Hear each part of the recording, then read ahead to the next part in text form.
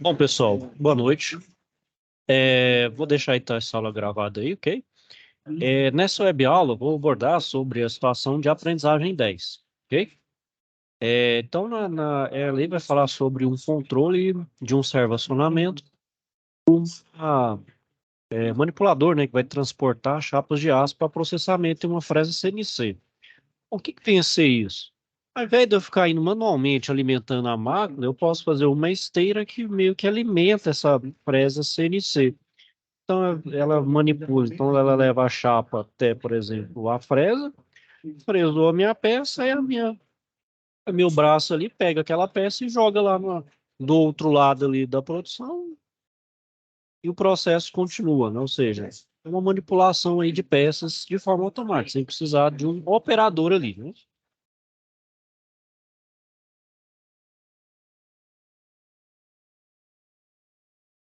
Desculpa, pessoal. Bom, então vamos compartilhar aqui. Vamos lá. Então, o nome da UC é Desenvolvimento do Controle, né, de um manipulador que transporta chapas de aço para processamento em uma fresa CNC.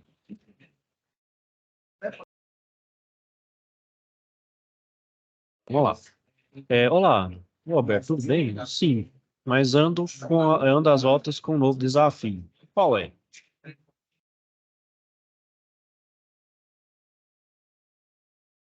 Uma indústria metal mecânica possui um manipulador que transporta chapas de aço para processamento em um centro de usinagem CNC. O que esta máquina faz? Este manipulador ele retira a peça já processada na CNC e a deposita em uma esteira de transporte de peças acabadas. Perdão. E aí tudo bem, mas houve algum problema? Sim, o setor de manutenção foi acionado, pois o manipulador parou de funcionar. Aí verificamos que o CLP queimou o CPU. Isso é fácil de resolver.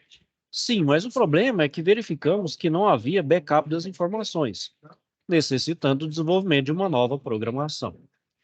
E você terá que desenvolvê-la em base em que informações? Veja aqui no meu notebook. Bom, pessoal, então aí são as entradas e as saídas. Então a entrada que eu tenho é a I0.0, ou com o nome B1, né, que é o botão habilita manipulador. A entrada I0.1, que é o botão desabilita manipulador, em contato normalmente fechado. O I0.2 é o botão de emergência, também um contato normalmente fechado. O I0.3 é o sensor do eixo X recuado.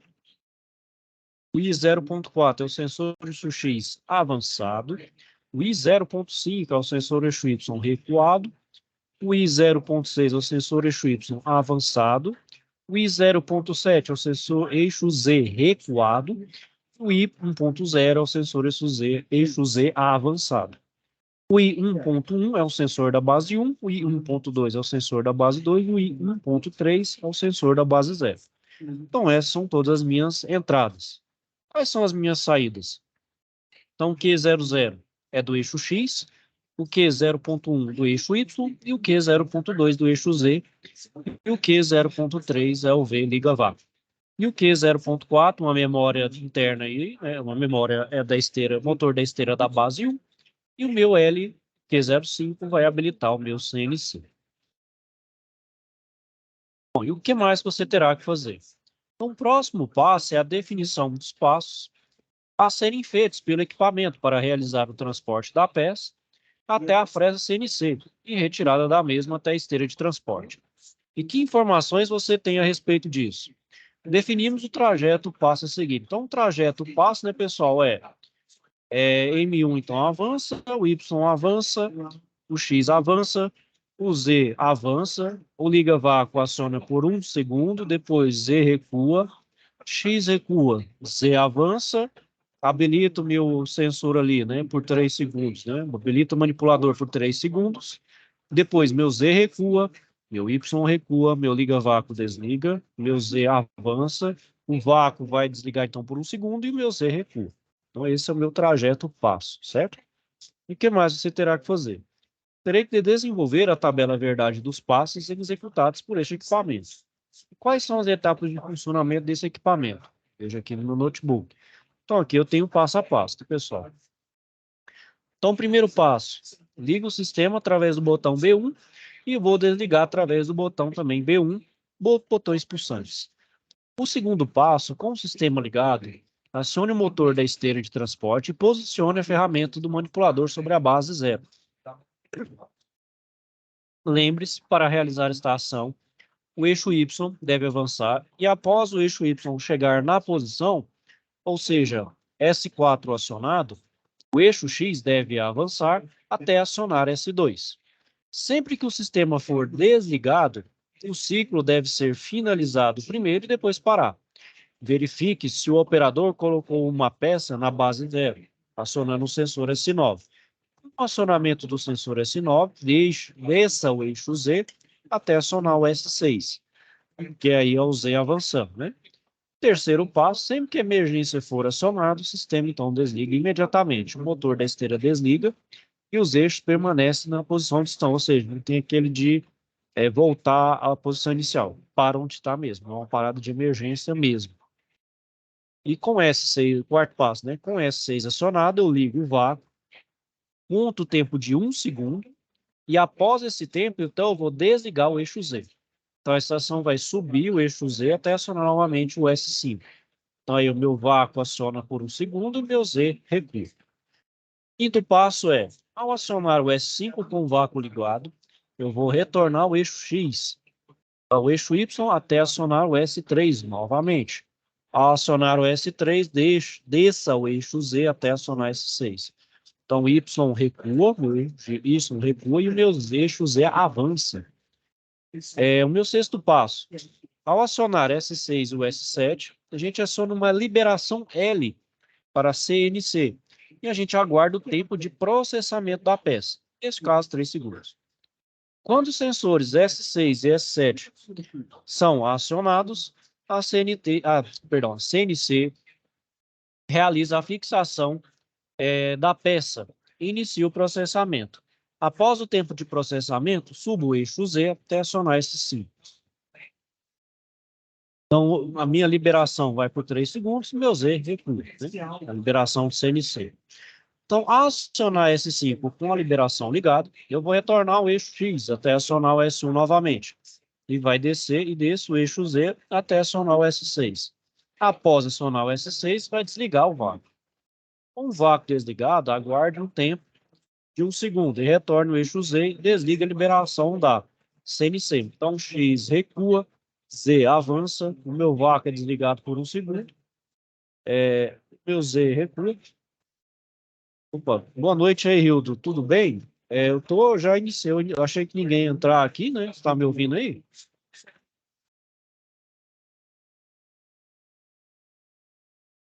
É, eu achei que ninguém ia entrar aí, Hildo, eu tava deixando gravado aí, ok?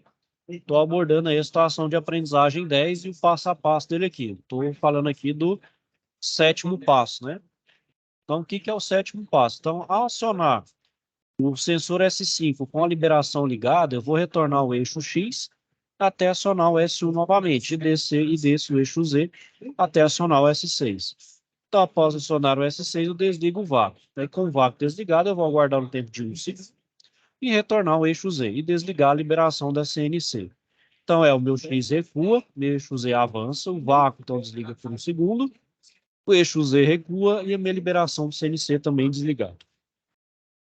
O oitavo passo, ao retornar à posição inicial, ou seja, com S1, S3 e S5 acionados e vácuo e liberação do CNC desligados, eu vou habilitar o reciclo, ou seja, vou retornar ao passo 1, como eu coloco ele em forma automática. Então, vou criar um modo de contar quantas vezes este processo, descrito do primeiro ao sétimo passo, é realizado por completo e desenvolva a documentação do projeto, indicando títulos para todas as linhas de programa do CLP e comentários do funcionamento. Bom, então, o que que Hildo, sobre a situação de aprendizagem? A gente vai fazer um projetinho que vai pegar, então, uma peça, né? Deixa eu só pegar aqui Só pegar o outro. É a situação de aprendizagem 10, ok?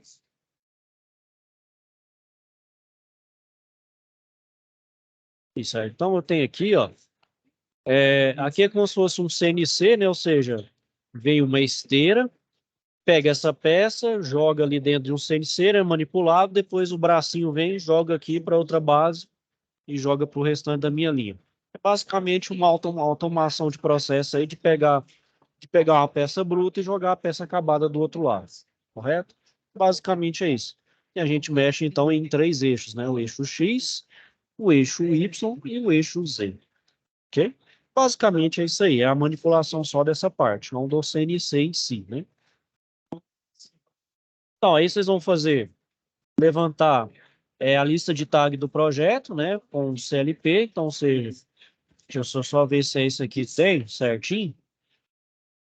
Não, esse aqui vai ser só do manipulador, é. Então, esse aqui você pode ignorar, vai ser esse aqui, ok, pessoal? Vou voltar aqui.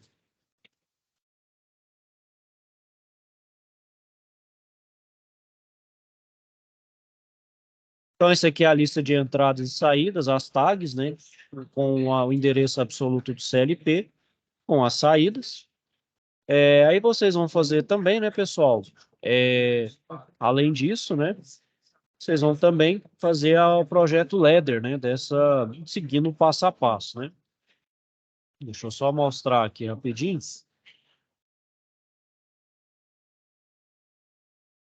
Só mostrar aqui. Só um minutinho, só mostrar aqui.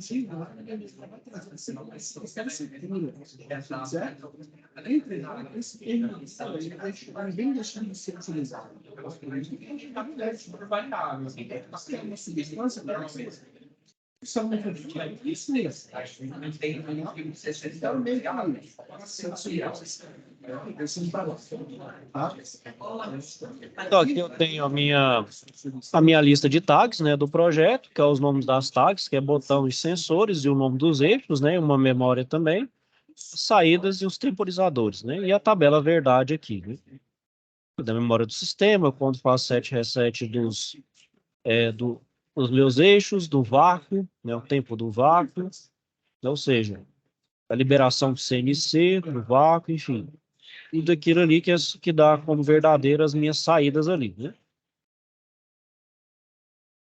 Minhas entradas e das minhas saídas, né? Que aqui é saída, que aí é de entrada, obviamente.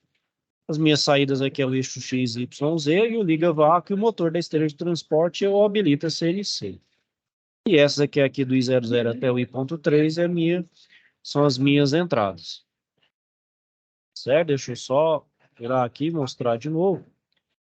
Alguma dúvida aí, ou algum questionamento? Tudo certo? Bom, então, continuando aqui, Rio, vou falar então dos conceitos pertinentes para a gente fazer essa situação de aprendizagem. Ok?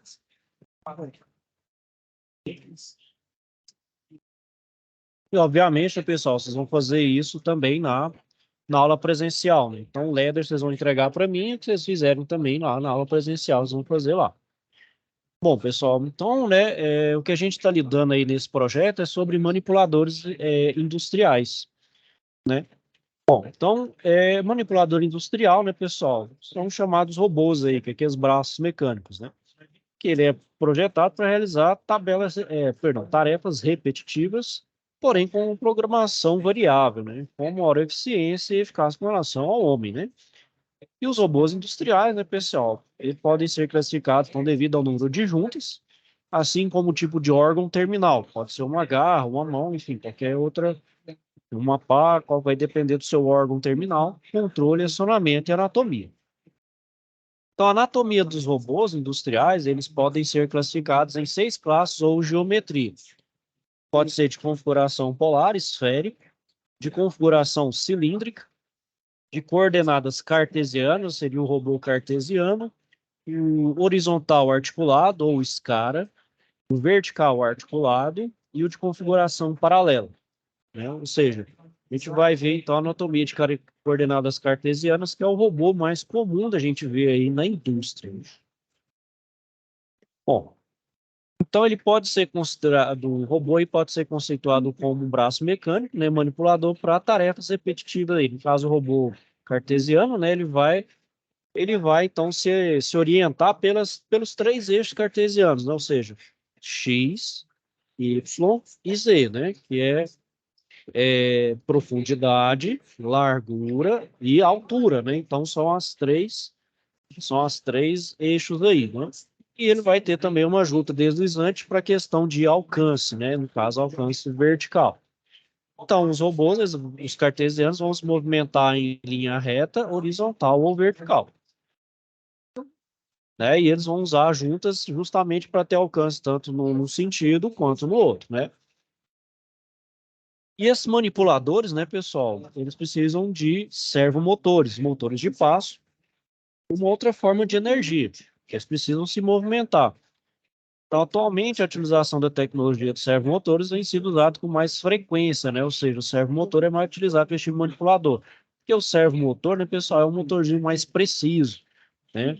Ele dá mais precisão no meu movimento, e é justamente o que eu preciso para esses robôs, né? São robôs aí que, por exemplo, mexem com soldas, com pintura, com qualquer outro tipo de movimento, e precisam de ser movimentos rápidos e precisos, né? E eficazes, né?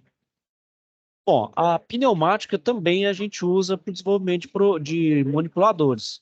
Ela pode transmitir velocidade, mas a precisão dele é menor, né? Uma vez que a gente não controla muito a questão do ar, né? Então, o motor é mais fácil de conseguir essa precisão, ao contrário da pneumática, apesar de que se utiliza também, né? E a precisão, então, é menor, por exemplo, nos sistemas servoacionados. Bom, então aí os manipuladores pneumáticos aí, né, pessoal? Eles são controlados de maneira discreta, ou seja, são feitos através de eletroválvulas e sensores digitais ou magnéticos. Por exemplo, através de um controle analógico de válvulas pneumáticas proporcionais e transdutores lineares de posicionamento, ou seja, apesar de eu conseguir ter um bom controle, ele não consegue ter precisão do que, por exemplo, um servomotor. Então, aí, por exemplo, vou estar condicionado aos pulsos de ar, né? Ou seja, eu posso estar sujeito a dar movimentos bruscos e fora de precisão. São aquelas pancadas que não dá precisão, né? Então, por exemplo, a gente tem um manipulador aí de três eixos pneumáticos. A gente tem dois cilindros lineares, né? A gente pode ter aí, ó. Então, aqui a gente tem dois cilindros lineares, então vocês estão vendo um na horizontal e outro na vertical, né? Sendo que o que está na vertical aqui, vamos dizer, está preso ali, né? E esse outro aqui ele pode movimentar para cima e para baixo, assim, para um lado e para o outro, né? Conforme o meu comando, né? Então então ele vai fazer a movimentação sobre a mesa e um cilindro de duplação preso em um dos eixos para realizar a movimentação de pega sobre a mesa, ou seja, um vai fazer um movimento sobre a mesa e o outro vai para meio que pegar, como se fosse de cima e embaixo para fazer aquele movimento de garra, né? Obviamente, a mesa é fixa, né, pessoal? Não pode ser transportada. Bom, e a tecnologia proporcional, né, que é o controle que a gente utiliza aí no pneumático, ele vai dar mais precisão. Só que também, né, pessoal, a gente está lidando com um sistema de controle que ele é mais custoso, ele tem mais custo, mais oneroso. Então, um controle discreto, ele é usado quando a precisão de parada dos movimentos não são tão exigidos, ou seja, quando eu preciso de exigência de parada de precisão em tal milímetro correto, se eu tiver exigência, isso não posso usar o pneumático. Posso até usar, mas eu aí já vai ter questão de custo, vai ter o problema custo. E o que que é esse custo? É tu usar tecnologias aí, né, embarcadas. No caso, usar uma tecnologia proporcional, né, um controle proporcional. Então, aqui, pessoal, nessa figura, eu tenho um manipulador industrial pneumático, ó. Então, nelas aqui a gente usa eletroválvulas com acionamento aí de 24 volts corrente contínua. E a medição da posição, né, vai indicar uma régua potenciométrica, que dá questão aí de potenciométrica, que faz aquela tradução da voltagem para minha posição onde eu quero parar, né? Obviamente, para o controle desse manipulador, pessoal, a gente usa então 6 sensores industriais, tornando então essa aplicação completamente discreta, ou seja, a gente usa sensores digitais e não analógicos, ou seja, mesmo o analógico ainda dando certa precisão, porque ele é um contínuo, mas a gente vai usar sensores digitais discretos. Então aqui a gente tem os seguintes componentes. Então aqui esse primeiro aqui é o cilindro pneumático, então ele aqui está para movimento vertical. Aqui o número 2, bem aqui atrás, tem um sensor analógico potenciômetro. Ele vai passar então a ter 6 sensores digitais, ou seja, a partir desses 6 sensores ele faz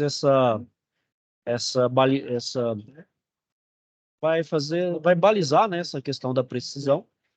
Aqui são as guias, né? Então é o curso onde então os meus manipuladores podem ir, né? Os limites máximo e mínimo. O 4 aqui são os patins, né? Também para fazer curso. A válvula eletropneumática, né? Para mandar os pulsos magnéticos para fazer a manipulação do ar, né? Que entra e sai ali. E os dutos ou mangueiras, né, pessoal? Já que a gente está lidando com ar comprimido, a gente precisa de dutos ou mangueiras, né? Bom, e a gente está vendo que a utilização dos 6 sensores vai estar relacionada à medição da posição dos 3 eixos, ou seja, por exemplo, o eixo X positivo e negativo para o eixo Y positivo, negativo, para o eixo Z positivo e negativo, ou seja, é um sensor para cada limite, ou seja, um sensor por um sentido negativo, outro para o positivo. Um para o X positivo e negativo, outro para o Y negativo e positivo. Então, por isso a gente precisa de 6 sensores, um para cada sentido, para melhorar principalmente a questão de precisão. Bom, pessoal, então, no projeto do controle de um manipulador industrial, a gente realiza um processo em malha fechada. Então, a gente tem um exemplo aí, ó, de malha fechada e um sistema de controle. Então, os sensores de posicionamento vão indicar o posicionamento em tempo real ao CLP. Ou seja, ao mesmo tempo ali que ele está sendo manipulado, ele vai indicar meu posicionamento em tempo real ao CLP, justamente para eu ter o controle do comando desses atuadores, né? Ou seja, para ver se está tudo dentro de um parametrizado ali inicialmente, né? Para aquilo que o meu robô, aquele meu manipulador foi projetado. E, obviamente, esse comando vai ser baseado em uma programação pré-definida pelo software do meu CLP. Então, eu tenho um computador, né, que é o software CLP, o meu CLP, que vai enviar comandos para as válvulas eletropneumáticas, por sua vez, vão atuar em cima dos cilindros pneumáticos, que, por sua vez, vão atuar em cima dos sensores de posicionamento, assim como o próprio CLP. Então, por que tem 2 comandos indo para o sensor de posicionamento? Para fazer aqueles controles de feedback em área fechada. Para quem tem uma noção aí de sistema de malha fechada em controle, a gente tem que fazer aquela correção. Não necessariamente esse sinal aqui que vem do cilindro pneumático, ele é preciso. Então, o meu sinal de CLP, que ele é mais digital, mais preciso, ele vai verificar se lá está dentro do correto. Senão, ele já vai fazer aquela correção e vai jogar o meu sensor para a posição de chamado set point, né, para aquilo que foi programado inicialmente. Então, né, pessoal, os eixos não são os eixos baixos são o eixo X e Z, né, no caso aqui, e o transversal, que é o terceiro, é o eixo Y. Né? E então, né, pessoal, o próximo passo que a gente precisa é o trajeto passo, né?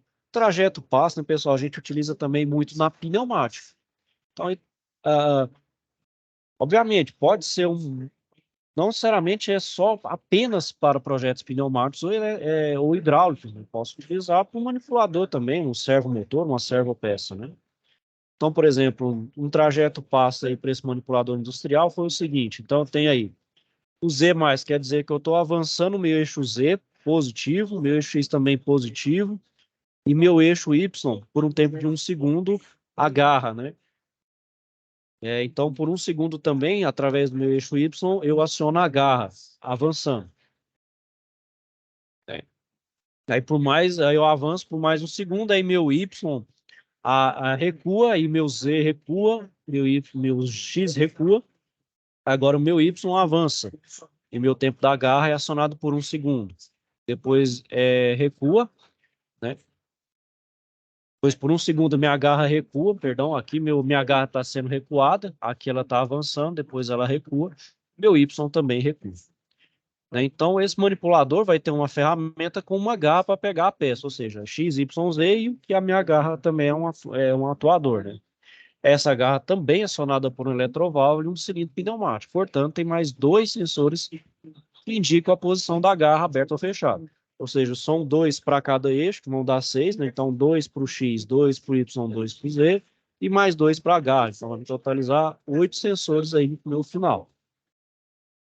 E esse trajeto, né, pessoal, vai se traduzir em buscar em uma peça uma posição e levá-la até outra posição. Né? Então, aqui a gente tem aí, ó, por exemplo, um exemplo pneumático.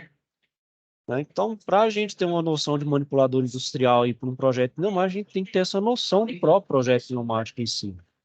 Então, da mesma maneira que o projeto elétrico também nos norteia nos comissionamentos, sinais e endereçamentos CLP, pneumático também vai ser importante para nos indicar o tipo de acionamento que será necessário. Então, na figura abaixo, a gente tem um exemplo de um projeto pneumático que tem 4 válvulas, eletroválvulas direcionais. Deixa eu ver se eu consigo. Ah, ótimo, coloquei em tela cheia. Bom, então eu tenho 4 válvulas direcionais, 5 duas vias, né? Todos são 5 duas vias, acionadas por bobinas simples e retorno por mola. E essas válvulas vão controlar os atuadores lineares e de dupla ação para a movimentação dos eixos do manipulador e para fechamento e abertura da garra. Então aqui eu tenho o da garra, né? Então cada um aqui, ó, por exemplo, aqui é do eixo X, que vai determinar se ele vai para frente ou para trás. Do eixo Z também para frente ou para trás. E por eixo Y você vai para cima ou para baixo aqui um cilindro, né? E aqui vai ser a minha garra. Então ele vai determinar se minha garra vai estar acionada ou aberta, né? Com a garra fechada ou aberta. E ao mesmo tempo ele é acionado junto com o meu manipulador, né? Já que ele está aqui na garra, ele vai verificar se vai estar aberto ou fechado. Então ele vai ter essa, né? E a gente sabe, né, pessoal, vai ter alguns softwares aí para simulação e desenvolvimento. Os mais conhecidos aí são o Automation Studio, que é Eletrotech e o CAD Simu, sendo que esses dois primeiros são pagos, né? A gente tem aí o Fluid Sim, que é pago também, mas tem as versões educacionais, que vai tanto para professor quanto para aluno, eles são gratuitos. Também o CAD Simu, que é 100% gratuito. Obviamente, o CAD Simu tem ele é bem mais simples, né? E o Fluid Sim aí, ele é bom, bem robusto para essa área de eletropneumática aí. E aí, Hildo, tudo bem até agora aí? Tá ok? Tem alguma dúvida aí, um questionamento?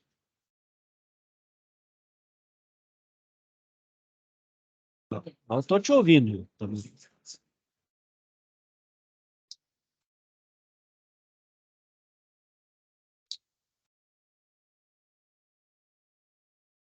Certo? Se puder reagir aí no chat, ou fazer alguma reaçãozinha aí, pode ficar. Tá. Certinho, né? Então, não, beleza. Então, vou continuar aqui. Qualquer coisa, você pode me interromper aqui.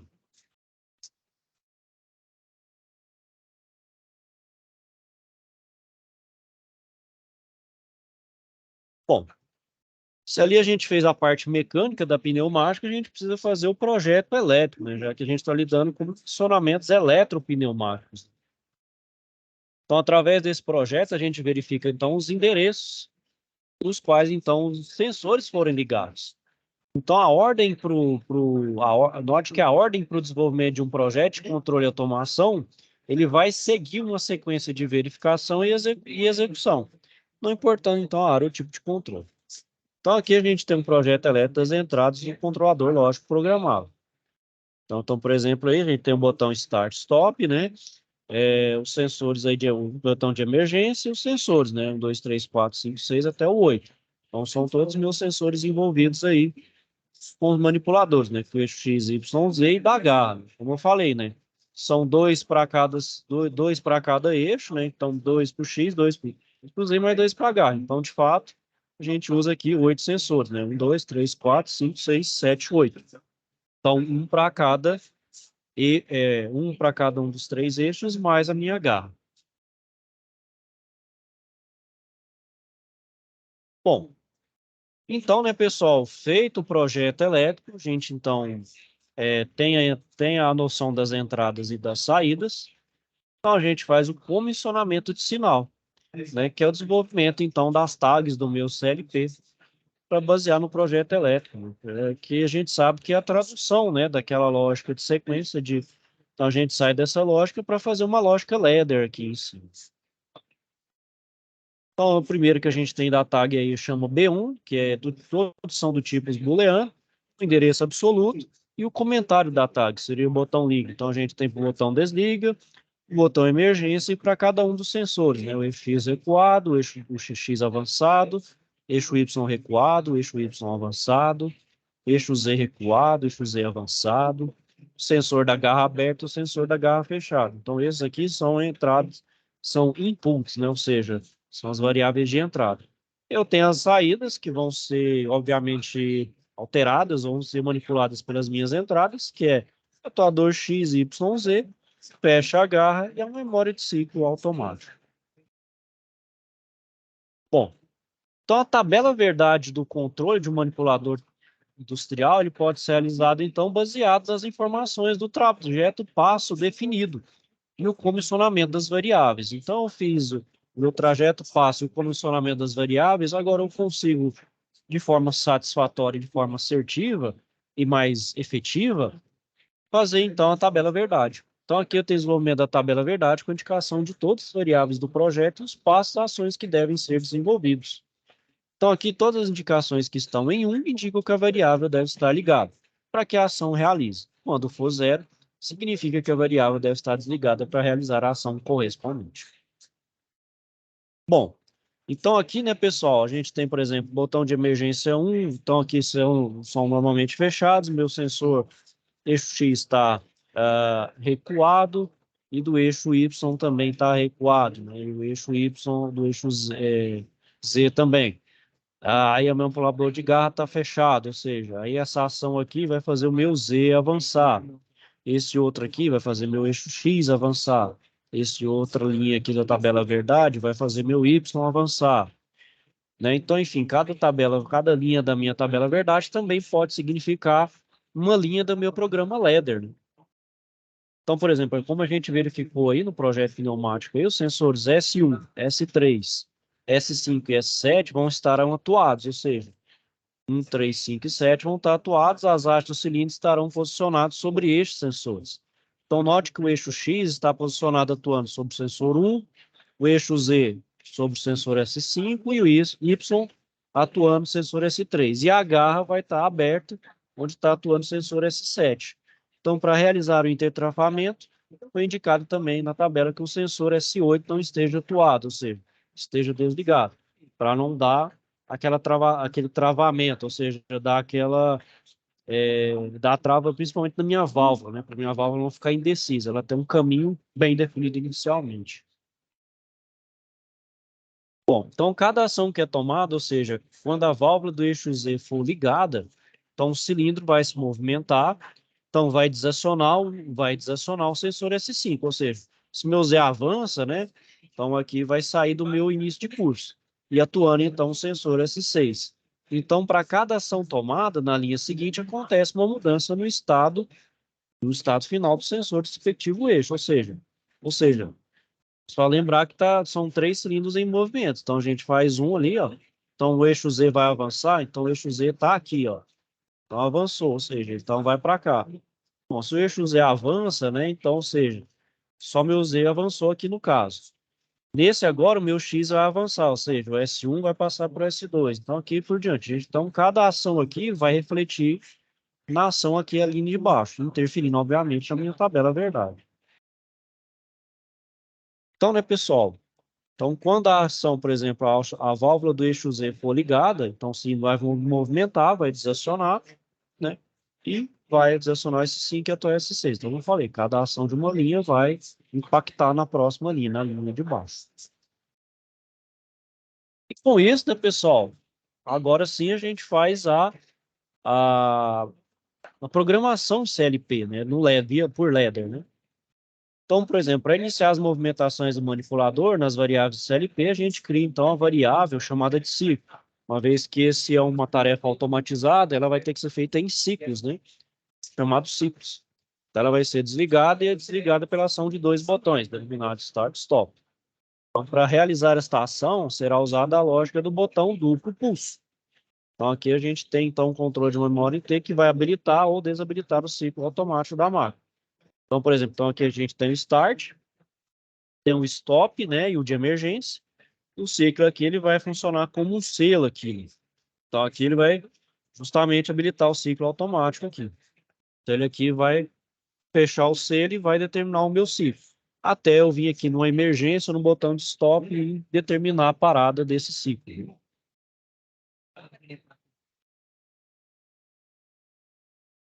Bom, então, né, pessoal, a gente vai desenvolver o projeto LEDER para realmente fazer a pega da peça na base. Então, primeiro, vou acionar bobina Z.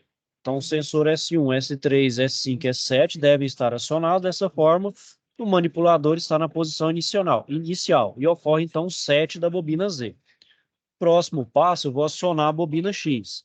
Então, os sensores S1, S3, S6 e S7 devem estar acionados. E o S8 desligados, então, e o S8 desligado para setar o X, para mudar o estado em X. O terceiro é o acionamento da bomba Y, ou da bobina Y. Então, os sensores S2, S3, S6 e S7 devem estar acionados. E o S8 desligado para setar Y. O próximo é acionar a bobina da garra. Então, os sensores S2, S4, S6 e S7 devem estar acionados. E o S8 desligados para contar, então, o tempo de retardo. Então, setar a garra, né? Ou seja, então eu vou desligar para contar um tempo. Depois, então, que eu desligo o S8, eu vou contar um tempo de retardo para setar a garra. Ou seja, eu vou mudar aqui para pegar a garra. E depois vou desligar a minha bobina Y. Então, os sensores S2, S4, S6, S8 devem estar acionados e o S7 desligado justamente para contar o tempo de retardo, então resetar isso. Então aqui eu tenho minha tabela verdade e justamente aqui então o passo a passo. Então aqui o acionamento da minha bobina Z, da minha bobina X, da minha bobina Y, aqui o retardo de tempo para acionar a minha garra e aqui então para recuar meu Y, ou seja, para resetar o meu eixo Y, certo? Também com um tempo de retardo aqui para acionamento desse desligamento da bobina Y.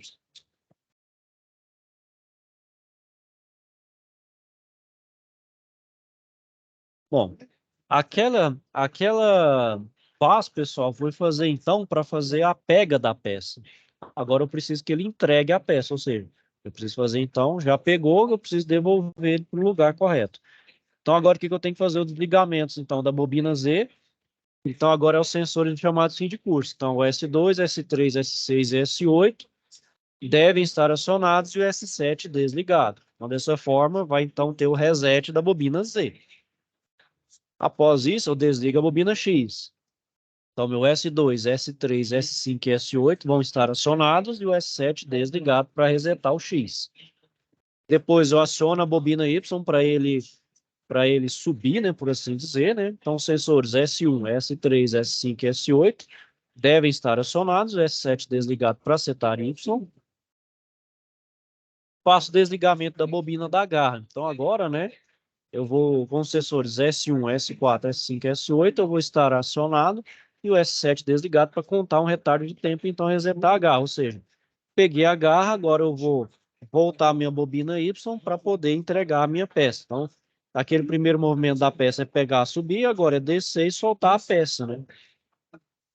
E agora fazer o desligamento da minha bobina Y.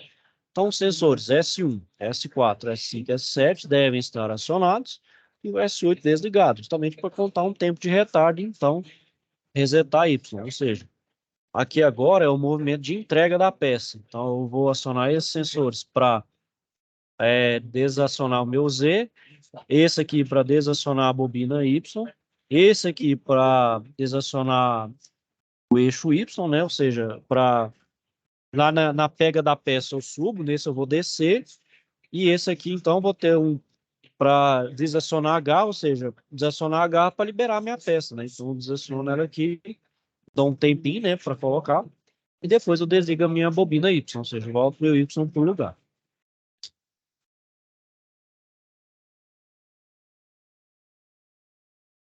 Então, aqui, pessoal, vão ser uns exercícios de passagem aí para vocês entenderem, né?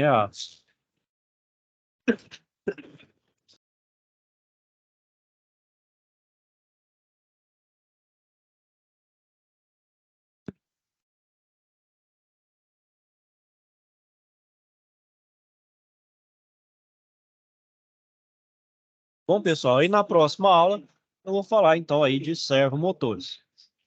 Bom, e aí, ficou alguma dúvida aí, ou Hildo, algum questionamento? Quer falar alguma coisa?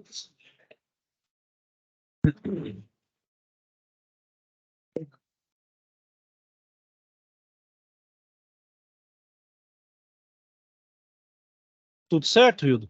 Bom, então eu vou finalizando aqui por hoje, Hildo. Caso tenha alguma dúvida, então, questionamento, não deixe de procurar. Ok? Estou aqui para ajudar aí você e os demais colegas no que for necessário, for preciso. Bom, então vou desejar a você então aí uma boa noite, ok? Fica com Deus aí, Hildo, e até a próxima.